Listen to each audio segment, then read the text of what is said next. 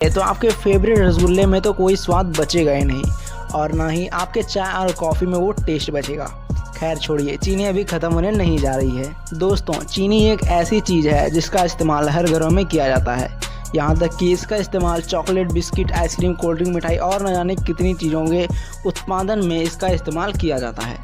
पर क्या आपने कभी ये जानना चाहा है कि आखिर चीनी को फैक्ट्री में कैसे बनाया जाता है, या चीनी को उसके चौकोर आकार में कैसे बदला जाता है, मिक्स की जाती है जिससे चीनी इतना सफ़ेद दिखने लगता है।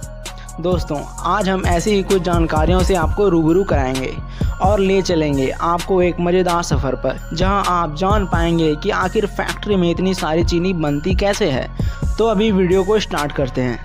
दोस्तों, इतना तो आपको पता ही होगा कि चीनी बनाने के लिए कच्चे माल के रूप में गन्ने का यूज़ किया जाता है। मॉडर्न कंट्रीज़ में गन्ने की कटाई मुख्य रूप से मशीन के द्वारा की जाती है। हालांकि कुछ राज्यों में कटाई का काम हाथों से ही किया जाता है। इसके बाद इन कटे हुए गन्नों को डंठल के रूप में एकत्रित करके मशीन द्वारा ट्रकों में लोड करके शुगर मिल में भेज दिया जाता है। मिल में आने के बाद इन गन्नों को कन्वेयर बेल्ट पर फैलाया जाता है, जिन पर जेट्स मोटर की सहायता से तेज प्रेशर से गर्म पानी को डाला जाता है, जिससे सारी गंदगी और कीटाणु गन्ने से दूर हो जाते हैं। इस प्रोसेस के बाद अब इस गन्ने को मिलिंग मशीन में भेज दिया जाता है, लेकिन इससे पहले इन गन्नों को छोटे छोटे भागों में काट लिया जाता है। इस फुल प्रोसेस के बाद इन गन्नों को वैक्यूम प्रेशर द्वारा सुखाया जाता है। उसके बाद अब एक बड़ी रोलर मशीन में गन्नों को भेज दिया जाता है, जो गन्नों को पूरी तरह से कुचलकर उसका रस निकाल देती है। और अब आपको जानकर हैरानी होगी कि यह जो कचरा बच जाता है उसे एक कन्वेयर बेल्ट की सहायता से बाहर की ओर इकट्ठा किया जाता है, जिसे ट्रकों में लोड कर दिया जाता है तथा एक कंटेनर में गन्ने का रस इकट्ठा हो जाता है। अब इस प्रोसेस के बाद इस रस में गर्म पानी को मिलाया जाता है। गन्ने से निकलने वाला रस गहरे हरे रंग का एसिड होता है, जिसे शुद्ध करने और उसका रंग बदलने के लिए कई एजेंटों जैसे चूने का दूध जो रस के खट्टेपन को दूर करता है, और चुकंदर का रस, कैल्शियम कार्बोनेट, कैल्शियम सल्फाइड और अन्य चीज़ों को मिलाया जाता है। फिर इस रस में उपस्थित अशुद्धि को हटा दिया जाता है। अब इस गन्ने के रस के सिरप को पहले ठंडा किया जाता है, फिर पुनः इसे बीट मशीन में डाला जाता है, जो इसे पानी के साथ साफ करती है।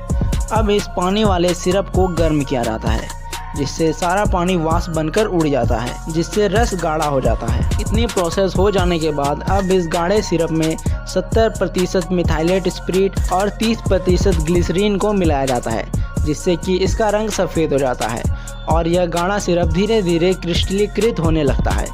इसी दौरान इस गाढ़े पेस्ट को एक दानेदार एसिडिक ट्रेन मशीन से निकाला जाता है, जो इसे चीनी का चौकोर आकार दे देती है। दोस्तों, आपको ये जानकर हैरानी होगी कि चीनी के चौकोर आकार के लिए इसे किसी सांचे में नहीं डाला जाता, बल्कि चीनी का आकार इसके परमाणु संरचना के कारण चौकोर हो जाता है।